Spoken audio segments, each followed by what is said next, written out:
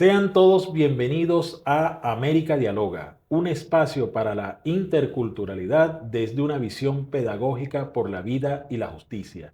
Nos escuchan por Oyeven 106.9 FM para volver a la radio, la alternativa ecológica.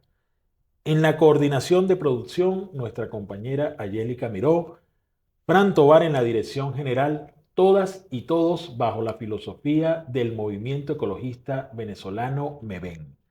En Instagram, Oyeven Piso Radio y sigue las cuentas de la Fundación Segundo Paso para Nuestra América, ladanta.tv en Instagram, X, TikTok, YouTube y Segundo Paso para Nuestra América en Facebook. Bueno, hoy tenemos el placer de contar y el honor de contar con Raúl Antonio Capote, escritor, historiador, periodista, narrador, un reconocido intelectual de Cuba y nuestra América, quien está aquí en Venezuela a propósito de la Feria del Libro de Caracas, de la 15ª edición de esta excelente feria. Y bueno, ha venido a compartir con nosotros, además de su trabajo, de su investigación, hay un libro muy interesante que él ha presentado en esta feria, que su título original era Los generadores del caos, y él le agregó un nombre que es muy cercano a la realidad venezolana y que de alguna manera se ha extendido por Latinoamérica, porque además él nos va a explicar ahora por qué el libro se llama Guarimbas, los generadores del caos. Bienvenido, Raúl Antonio Capote. Muchas gracias por la invitación. Un saludo a los oyentes del programa. Háblanos de Guarimbas, los generadores del caos. El nombre fue escogido precisamente porque cualquier persona en el continente lo identifica de inmediato. La sugerencia incluso en una conversación bastante informal con Miguel Pérez Pirela, estábamos en la Feria del Libro en La Habana, compartiendo después de la feria. Yo había presentado unos libros de la EA y conversamos sobre la oportunidad de que un libro como este se pudiera traer a Venezuela. Y bueno, que estábamos trabajando con Fundarte, la idea estaba en camino para hacer realidad el libro. Y ese sumó inmediatamente a la propuesta, ¿no? Por Iguana también, la Iguana va a participar en ese proyecto. Y en esa conversación a mí se me ocurre, dice, no, vamos a buscar un nombre que si se va a hacer en Venezuela el libro, la gente lo identifique inmediatamente y sepa de qué se trata. Porque a lo mejor no suena muy académico eso de los gestores del caos. Y casi cada dudo, Guarimbas. Y bueno, un libro que se llama Guarimbas, todo el mundo va a saber de entrada de qué estamos hablando, porque como bien tú decías, es un término que no solamente es venezolano. Uno dice guarisma en cualquier lugar de Venezuela y del mundo, todo el mundo sabe exactamente de qué se trata, de qué se está hablando, cuál es el sentido del libro. Y bueno, se dio la posibilidad de hacerlo realidad y de presentarlo aquí en la feria. Calculábamos que iba a tener una buena venta, que iba a tener si iba a ser muy accesible para las personas, y así ha sido. O sea, estamos hablando de 3 días de feria, se han descargado de manera digital más de 1.000 ejemplares del libro y en físico se han vendido alrededor de 300. O sea, es una cifra bastante buena, que era al final el objetivo. O sea, nosotros lo que queremos con ese libro es que llegue a la mayor cantidad de personas posible. Porque esa es una temática de la que se habla mucho, se ha puesto de moda. Y a veces que se ponga de moda una temática tan seria como esta, tiene varios peligros. Porque hay también muchos disertantes que hablan del tema sin tener realmente un conocimiento. He escuchado cada historia por ahí relacionadas con la guerra no convencional y con estos temas, que parte incluso del mismo nombre. No sé cuántos títulos tiene. La gente habla de guerra difusa, guerra no convencional y guerra de no sé cuánto. Y a mí me gustó mucho la manera en que aquí en Venezuela se le dice, es una guerra multiforme de carácter no convencional. Que ese para mí es el mejor nombre que tiene. Es realmente una guerra multiforme, porque es multisectorial, tiene muchos factores que forman parte de la guerra, y es parte de una guerra no convencional, una de las tantas. Porque guerra no convencional es una guerrilla, y no se trata ahora de un movimiento guerrillero, aunque pueda haber paramilitares, aunque puede existir todas estas cosas.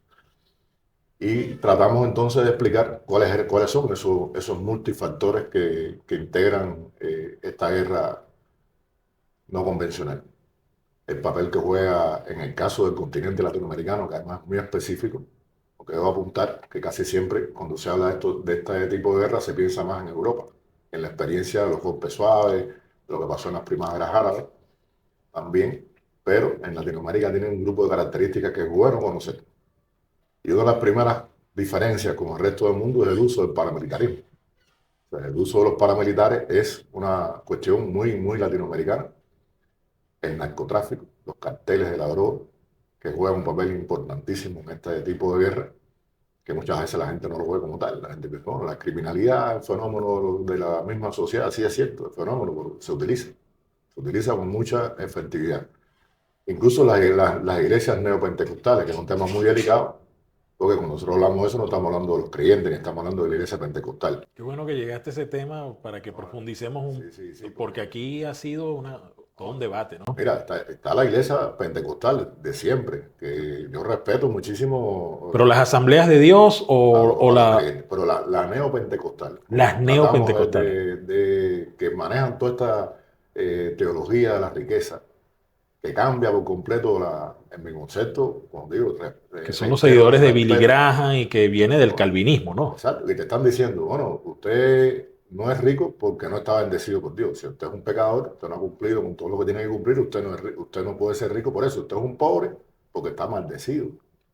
Entonces, bueno, ¿y dónde queda Cristo ahí, no? Pero bueno, respeto la opinión de las personas, las creencias Bueno, de las personas. En aquí hay un primerísimo lugar, movimiento, digamos, protestante que está a favor de la revolución bueno, exacto, bolivariana, exacto, sí. igual que en Cuba, o sea, no me refiero a esa gente, me refiero cuando esos movimientos son utilizados para este tipo de acción, cuando se lían y se vuelven aliados de la guerra no convencional, cuando en vez de cumplir con sus funciones, de respetar ellos mismos a su gente, a sus creyentes, a los que asisten a esas iglesias, se convierten en aliados de este tipo de guerra. Y eso ha pasado, o sea, ha sido muy sólido en el caso del continente latinoamericano. Los grupos criminales, no solamente los de narcotráfico, o sea, todos los grupos criminales, el uso de las redes sociales, el uso de todos los medios de comunicación, lo que aquí ahora se ha definido muy bien como la guerra cognitiva, que es una guerra tremenda, que no es nueva, que tiene más años que la historia de la humanidad, aunque mucha gente piense que es muy reciente, y cómo todos esos factores se conjugan a la hora de generar lo que busca este tipo de acción, que es crear el caos, es desorganizar, es crear el caos, es presentar la imagen de un Estado como Estado fallido, es hacer imposible gobernar. Y mucha gente a veces cree que cuando se habla de este tipo de guerra estamos refiriéndonos únicamente a Cuba, Venezuela y Nicaragua, donde claro, el libro lo explica. O sea, si uno toma imágenes de sucesos, de guarimbas, en Cuba, Venezuela, Nicaragua, te vas a encontrar cosas increíbles. Nosotros hicimos un estudio fotográfico utilizando imágenes de acontecimientos de guarimbas en varios países, partiendo de Kiev, del Maidán, de lo que sucedió en Georgia, de otros estilos más europeos de golpe suave, de esta estrategia, como parte de esta estrategia, y de América Latina.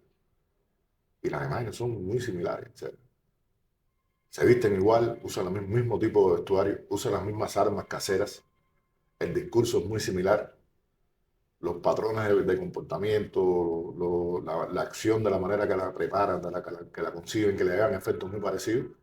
En Kiev comenzaron las antorchas humanas, se repitieron, partiendo de la experiencia también de lo que había pasado allá en Venezuela. O sea, Venezuela para mí fue el laboratorio. Mucha gente dice, no, el laboratorio fue el golpe contra Milosevic de Oxford, sí, es verdad. O sea, el primer golpe suave que se conoce, aplicado con todas las de la ley, es el de Serbia, que se hizo contra Milosevic por el grupo Oxford. Pero Venezuela fue el laboratorio de este tipo de acción.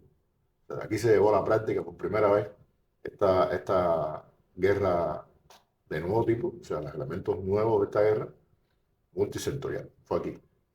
Aquí cuando se incorpora a los demás elementos de guerra supuestamente no violenta, elementos de guerra muy violentos.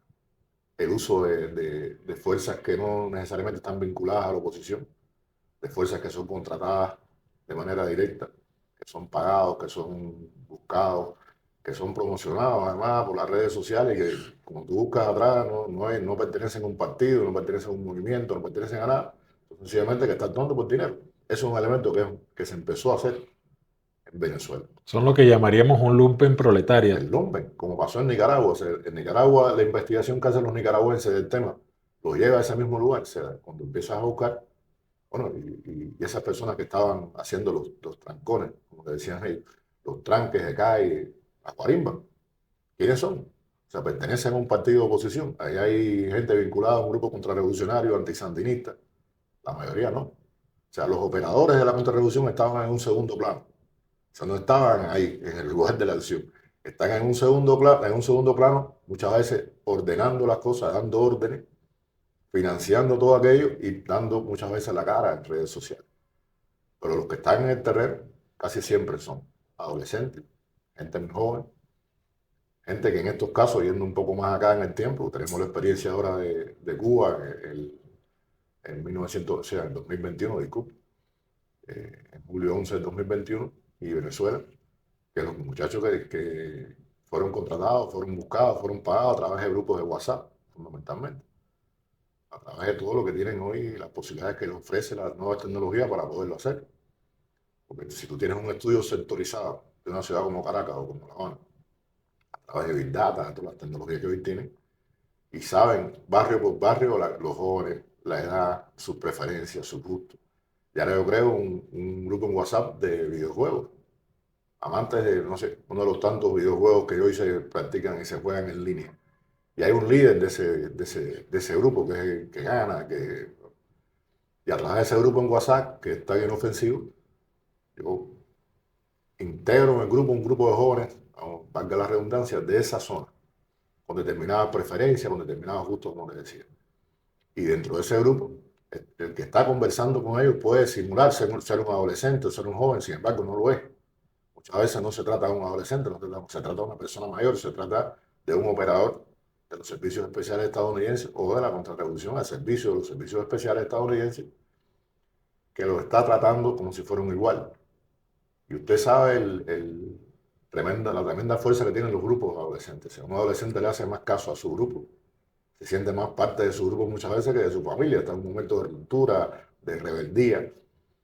Y muchachos que además viven en barrios complejos, una situación incluso muchas veces familiar compleja, son muy fáciles de lograr este objetivo con ellos. Y empezaban diciéndole, mira, yo te voy a recargar, o poner una recarga en tu celular para que puedas seguir jugando, para que te puedas mantener conectado. Y en un segundo momento te digo, dibujando todo eso como parte de un videojuego, como parte de la acción que estás desarrollando, una cosa valiente, rebelde, mira, rompe una vidriera de una tienda y te voy a pagar $20 y mándame la foto. Y el muchacho va, tira una piedra, rompe la vidriera, te manda la foto, sin tener además la conciencia de que desde el momento punto y hora en que él hizo eso y se filmó, está absolutamente comprometido, se lo tienen en sus manos. Es como una especie de entrenamiento, ¿no? Claro. Y entonces después le dicen, mira, no sé, pinta una consigna o pinta un letrero contra el gobierno, tírate la foto y mándala. Y la promocionan por redes sociales y empiezan a convertir a ese muchacho en una especie de héroe, ¿no? Valiente, rebelde, que está actuando contra la corriente. Y después empiezan a prepararlo. Cómo enfrentar a la policía, cómo acorralar a un policía en una manifestación, cómo aislarlo del grupo para poder acometer contra él, cómo preparar un cóctel molotov, cómo quemar a una persona. Porque puede parecer muy terrible y tú dices, bueno, Aquí lo vivimos. ¿cómo se logra? Porque la práctica está ahí, si nosotros lo vivimos, lo hemos visto. Y eso se repite en todos los lugares. Pero está muy claro, sobre todo en Nicaragua y Venezuela, que se llegaron a niveles de violencia mucho mayores que en Cuba. En Cuba aquello no llegó a levantar, no llegó a tener fuerza. Pero el esquema era exactamente el mismo.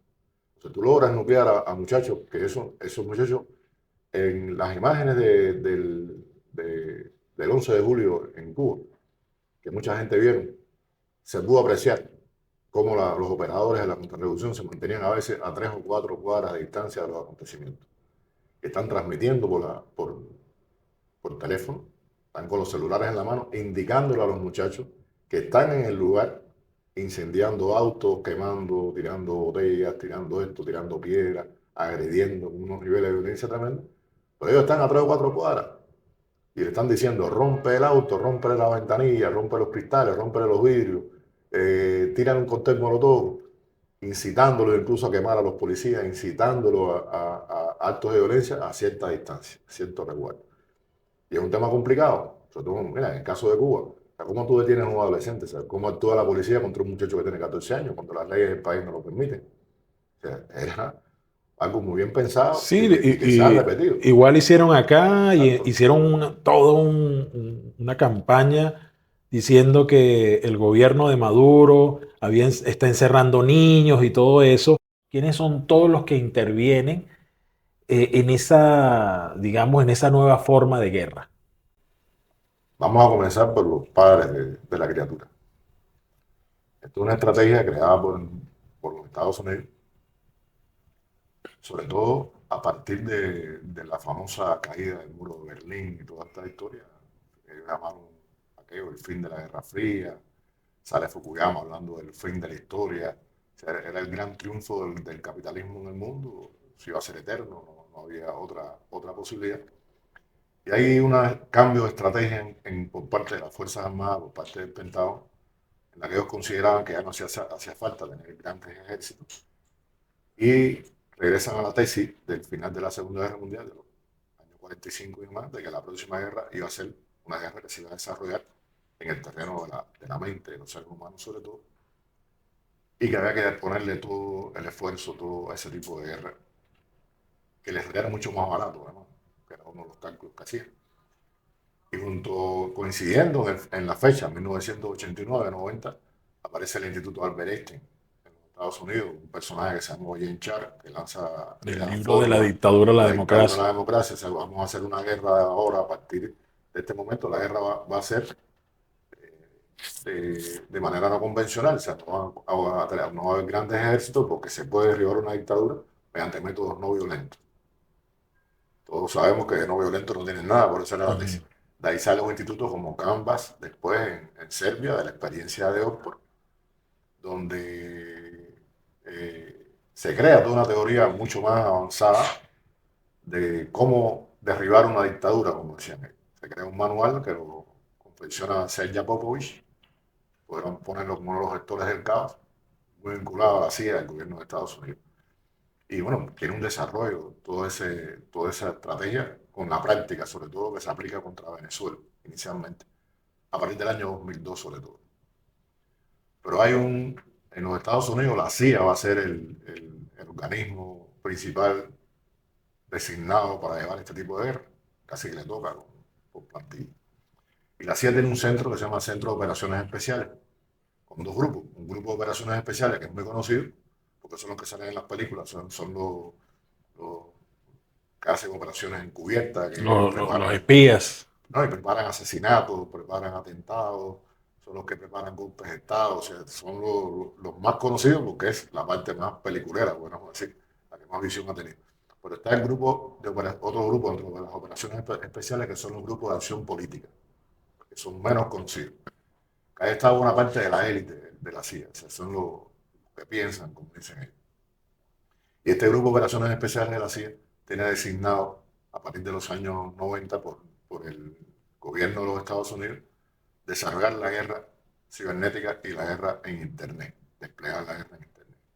Entonces, cuando el gobierno de Estados Unidos decide lanzar una operación de este tipo, de generación del caos en un país, desestabilizar un país, entran en acción estos señores.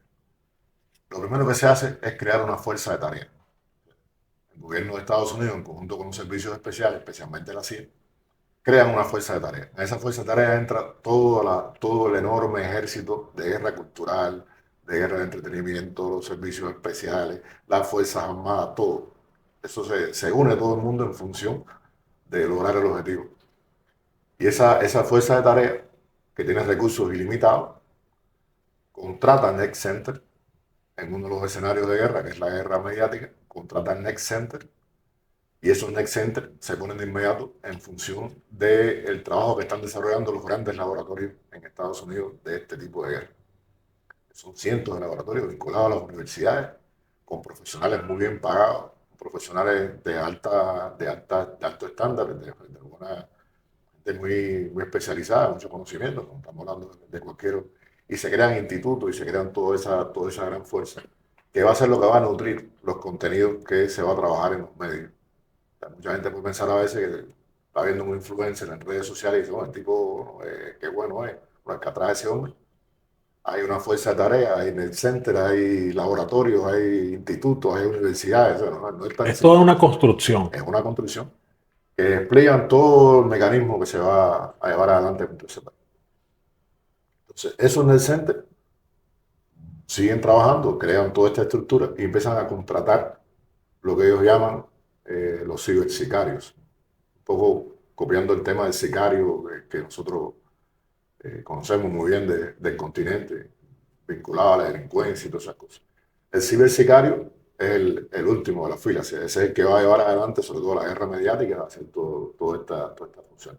Pero la Fuerza Tarea también despliega trabajo en muchos otros sectores. O sea, trabaja contratando mercenarios, busca Como Eric Prince, por ejemplo. exactamente, o sea, entra en contacto con todos los grupos que conocemos, las compañías privadas que existen en Estados Unidos, que su negocio es la guerra, contratan a estas personas, tienen por lo general mucha experiencia, contratan además, bueno, además de los grandes medios en todas partes, que todos sabemos aquí quiénes son los verdaderos dueños de todos esos grandes medios privados, y comienzan a actuar. O sea, ese es el primer paso de este enorme conglomerado. Que según lo que nos dijo una vez un especialista, un gran investigador del tema como tú, es que estos mercenarios nunca dejaron de ser agentes de la CIA o del Pentágono como tal, a pesar de que operan independientemente. Sin sobreestimarlos, porque para nada, pero tampoco sin subestimarlos. Ujú. Nada de esto se puede hacer sin la CIA. O sea, la CIA es el organismo designado por el gobierno de Estados Unidos para este tipo de operaciones. Ellos son los que están atrás. Y jamás en la vida va a ocurrir ningún fenómeno de esto sin que pase por el control del gobierno de Estados Unidos, de los servicios especiales, pero especialmente de la CIA, que es un organismo hacia el exterior, es el organismo que hace inteligencia, que hace operaciones hacia el exterior. Son los que trabajan con los paramilitares. Pero además es un elemento que te decía de América Latina, que nosotros no podemos olvidar cuando hablamos de estas cosas, que son las embajadas estadounidenses. O sea, el Estado Mayor de este Centro de Operaciones Especiales y de la CIA y toda esta cosa son las embajadas estadounidenses. Son las embajadas que están en todos los países de América Latina, con su equipo operativo trabajando en función de lograr los propósitos que se han trazado. El otro elemento que está aquí es la contrarrevolución, la oposición en todo el continente, o sea, la gente que trabaja a su servicio. Que cuando se habla a veces de oposición, uno dice, bueno, estamos hablando de una oposición real. Son gente que tiene una propuesta diferente de gobierno, son gente auténtica que defiende los intereses de su país desde su punto de vista. Si eso fuera así, fuera muy respetable. Pero bueno, nosotros también defendemos que la gente tenga su propio pensamiento, sus propias ideas, sus propias... Bueno, si tiene un proyecto diferente al mío, bueno, trata de demostrar que es mejor que el mío. Pero la gran tragedia de América Latina es que eso no es así. O sea, la gran tragedia nuestra es que es muy poca, vamos a ser absolutos, muy pocas veces nos encontramos con alguien que tenga una propuesta de ese tipo que no esté trabajando y que no forme parte de esta gran maquinaria. Y que además generalmente fracasan. Fíjate. Y vimos el caso, por ejemplo, de lo que está ocurriendo con Milei. Es un fracaso absoluto su disque nueva propuesta. Y fíjate cómo ha convertido a Argentina en lo que no la convirtió ni siquiera la propia pandemia. Exacto. Mira, trabajan todo este mecanismo perfectamente organizado con los medios de comunicación, con las fuerzas de tarea, con toda esta estructura que parte desde Washington. Despliega uno de los elementos más importantes que se hace, de los primeros que se hace, es atacar el crédito. El crédito de una nación, lo que ellos definen como asesinato del carácter. O sea, es intentar por todos los medios restarle credibilidad al gobierno que es víctima de ese ataque. El desprestigio, ¿no? Desprestigio.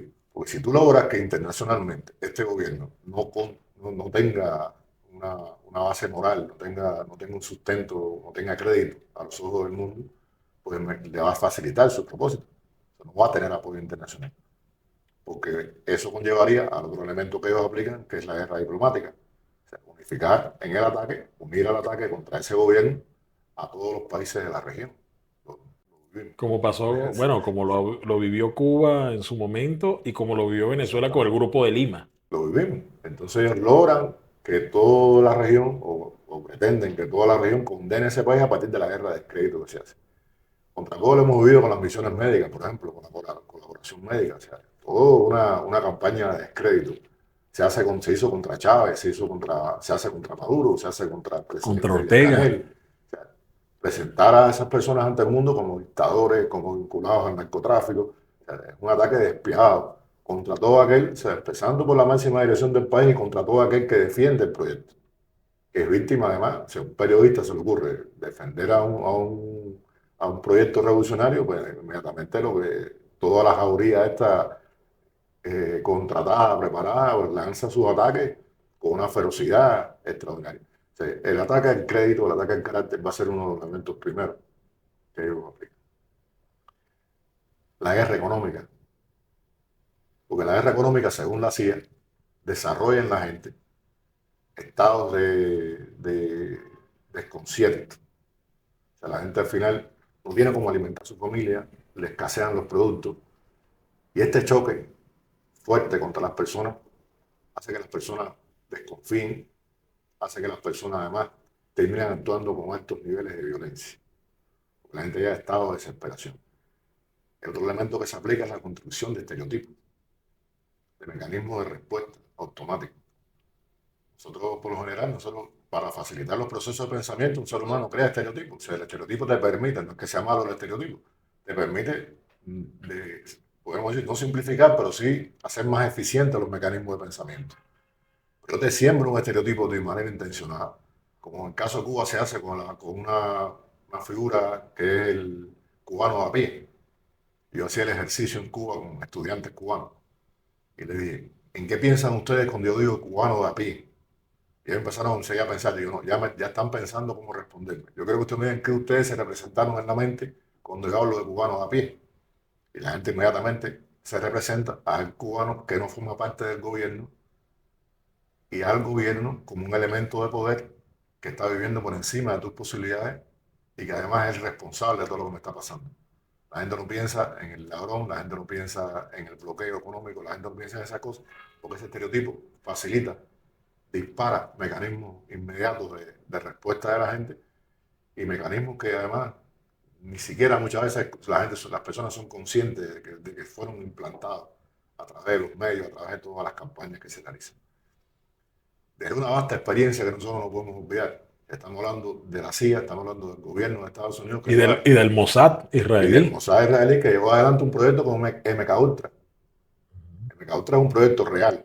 Sí, Además, ahí está documentado. el Los pueblo libros de está- Gordon Thomas, que fue un agente exacto. de la CIA. Ellos tratan ahora de convertir eso en teoría de la conspiración. No, señores, hay papeles, No, hay esos miles de libros, documentos. por ejemplo, el libro Las armas secretas de la CIA está muy bien documentado. Eso no tiene nada No, especulativo. el odio de muchas personas, tú dices MK Ultra, la gente piensa que es teoría de la conspiración. No, no, ellos hicieron experimentos horrorosos, incluso en lo físico, con operaciones de lobotomía y demás. Pero además de eso desarrollaron toda una inteligencia, desarrollaron toda una serie de mecanismos de control mental sobre la gente que son terribles. Y bueno, este encuentro con Raúl Antonio Capote, que nos ha hablado mucho sobre estas guerras no convencionales, estas guerras multidimensionales, estas guerras que hacen contra los pueblos, porque son guerras contra los pueblos, no es una guerra contra un estado en específico, no es una guerra contra un gobierno, no es una guerra ni siquiera contra una élite, es una guerra contra la mayoría, contra las mayorías. Nos habías conversado en los dos segmentos cómo se había construido esta gestión del caos, cómo incluso, voy a decir, ha sido derrotada. Ganaron en Ucrania en su momento. En un momento esa guerra se usó en Bolivia para derrocar a Evo Morales y ahí tuvieron un triunfo que luego fue revertido precisamente por el mismo pueblo. Este, pero en Cuba, en Nicaragua y en Venezuela ha sido derrotado. O sea, hemos derrotado los manuales de Jean Sharp, Y este nuevo manual ha sido también derrotado. Eso no quiere decir que no sigamos en batalla, que seguimos en esta confrontación. Pero lo que dejamos anteriormente era sobre la guerra mental. Explícanos más sobre la guerra mental. Le decía, eh, partiendo de la experiencia de MK Ultra, de un proceso de un plan tan macabro como fue MK Ultra, que le pusieron además el vuelo del pájaro azul, una cosa muy poética. También le pusieron Operación Alcachofa, porque decían que la persona terminaba como una alcachofa, como un vegetal. Terrible, ¿no? Y esa experiencia que la desarrollaron durante años, parte de esta guerra cognitiva que se lleva adelante hoy en día, que tiene dos elementos fundamentales, trabaja dos elementos fundamentales, los estereotipos y la emoción. Sobre todo en el caso de América Latina, ellos le dan mucha importancia al tema de la emotividad, porque ya lo hicieron una vez. Ellos saben, han estudiado muy bien las características de los latinoamericanos. Un gran cineasta, que tiene Óscar ganado incluso, Frank Russell Capra, que creó un tipo de cine estadounidense vinculado al melodrama. Mucha gente desconoce que Frank Russell Capra, un oficial de los servicios especiales estadounidenses, que participó en la Segunda Guerra Mundial como oficial y después fue fundador de la CIA. Y Capra recibe todo un financiamiento por parte de los servicios especiales para desarrollar un cine que tuviera impacto en América Latina. Un cine que entretuviera a la gente y que además llevara una visión diferente y manipulara la opinión pública de nuestro continente y de los Estados Unidos frente a un cine que se había desarrollado en época de guerra, como el que hizo Chaplin o como hicieron otros realizadores, que tenían una visión crítica de la sociedad, donde Chaplin hizo como aquellas famosas películas que le dieron la vuelta al mundo, y a partir del humor había desarrollado todo eso, entonces desde hace los años 20 hasta la guerra. Y esa va a ser una misión que va a cumplir Capra, y lo va a hacer con éxito tremendo. Pongo el ejemplo de él, no fue él solo, o sea, fue el cine de Hollywood utilizado como herramienta para influir y manipular a las personas. Pero se basa él tiene mucha claridad en este tipo de cuestiones.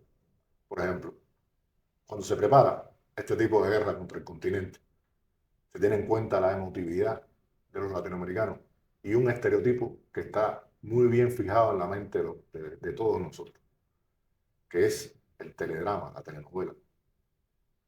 ¿Qué cosa es una telenovela? ¿Cómo tú logras que personas comunes y corrientes, intelectuales, amas de casa, profesionales de diferentes géneros, lloren ante una telenovela? Si tú racionalizas lo que está pasando es un absurdo. O sea, es una manipulación. O sea, la telenovela te está manipulando para engancharte, para que tú consumas ese producto y yo te estoy vendiendo además una idea que yo quiero que llegue a ti a lo más profundo del alma. Si yo lo hago de otra manera, no va a tener resultados. Como yo convenzo a la gente en el mundo entero con una telenovela brasileña, que son transnacionales, hechas por un Globo, te venda la imagen de que la gente en Brasil, o sea, en Brasil todos son blancos, hay dos o tres gente más o menos, qué sé yo, y la gente tiene unos desayunos tremendos, almuerza, eso es tremendo. Yo recuerdo unos jóvenes cubanos que me dijeron una vez, pero profe, ¿por qué usted dice eso en Brasil? Si en Brasil yo en la telenovela la he visto, que la gente tiene unos desayunos extraordinarios. Y tuve la experiencia personal en mi casa, además, de cómo funcionaba eso. O sea, en pleno estudio esto.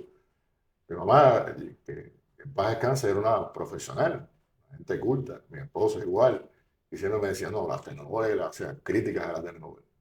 Y una madrugada me despierto, porque la siento llorando a las 2, casi a las 3 de la mañana.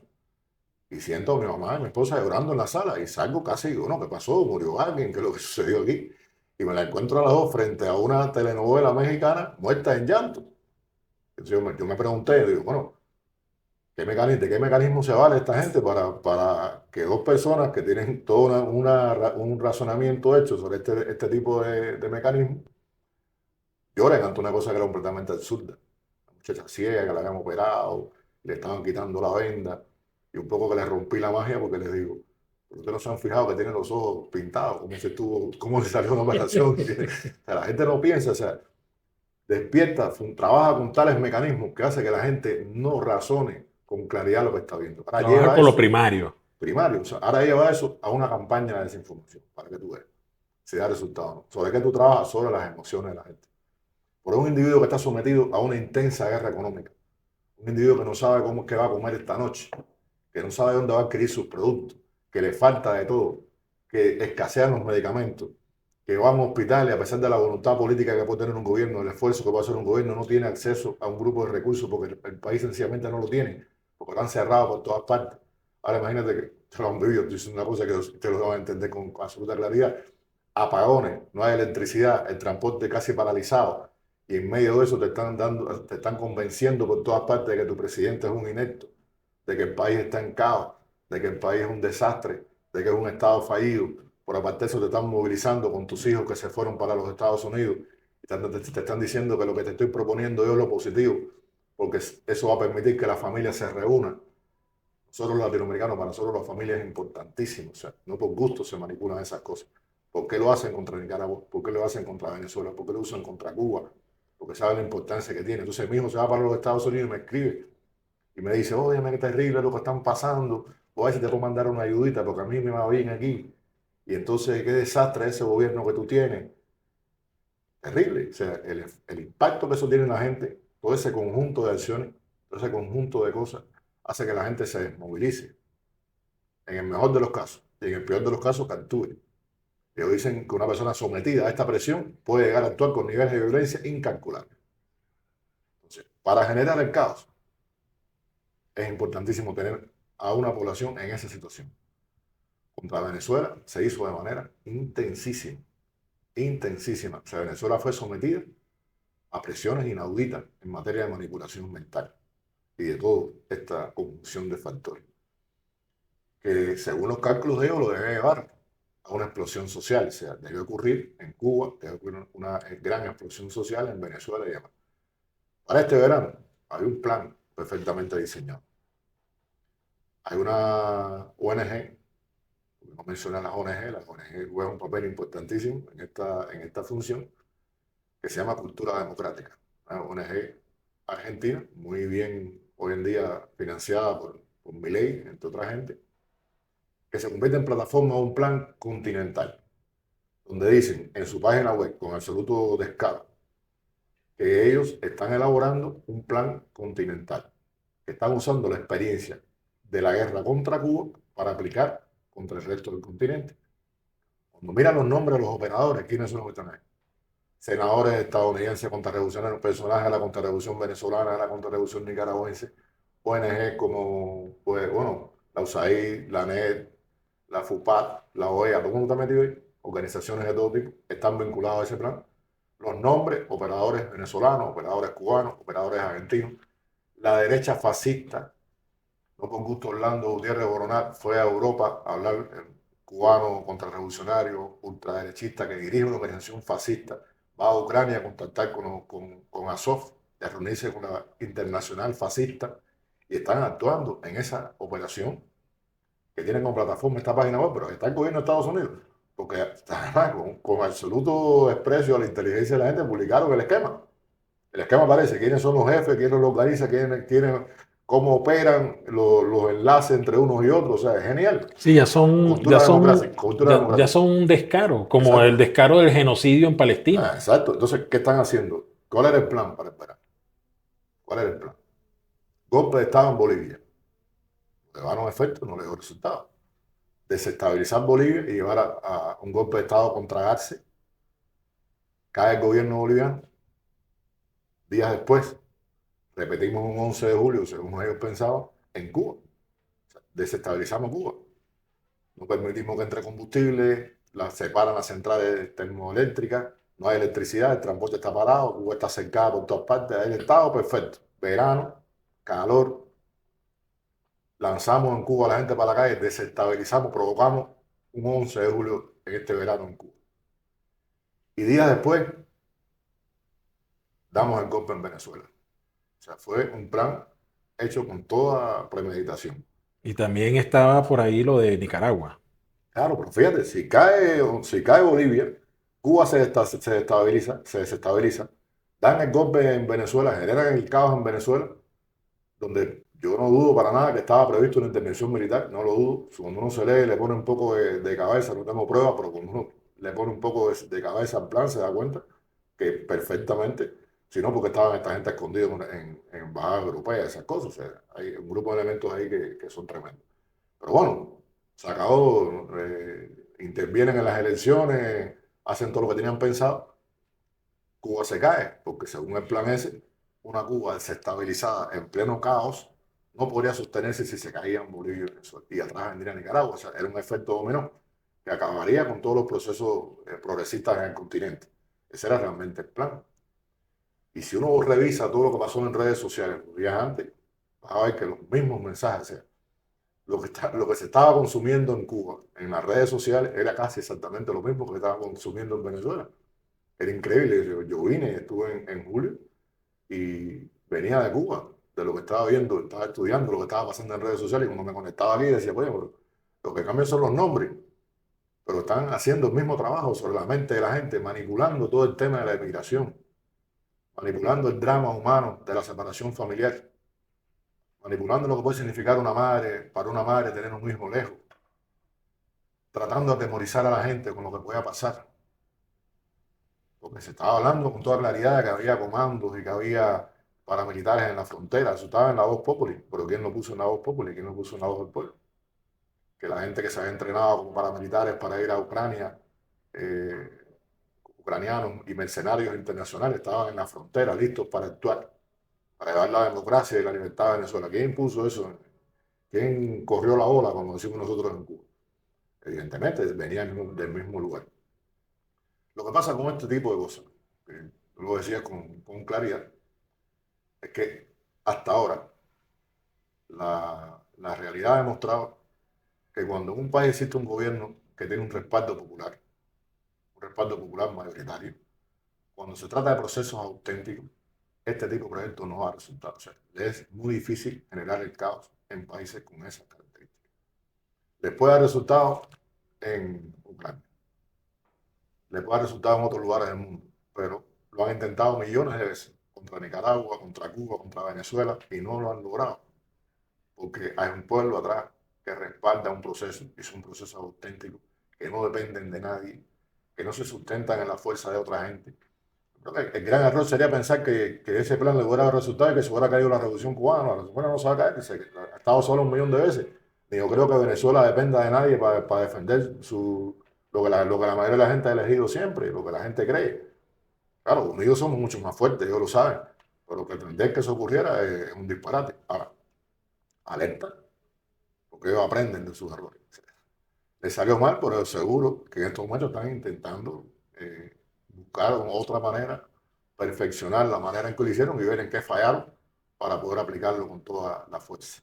Bueno, fíjate, podemos cerrar este espacio con aquel pensamiento del general Omar Torrijos, que él decía que una guerra se puede ganar o perder, pero una lucha popular solo puede vencer.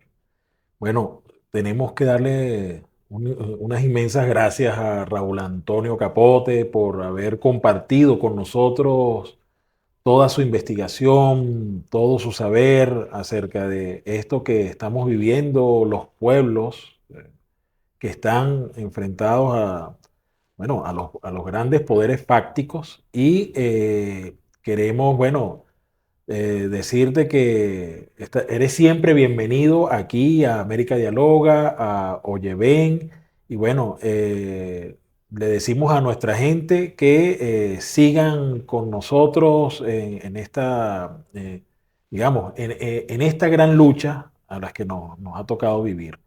Esto es América Dialoga, un espacio para la interculturalidad desde una visión pedagógica por la vida y la justicia.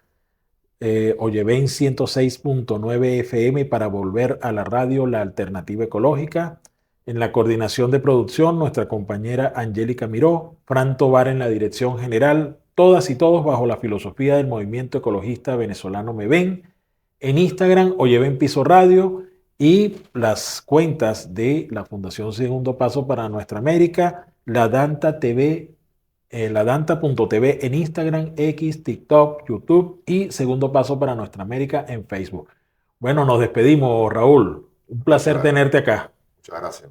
Bueno, hasta la próxima.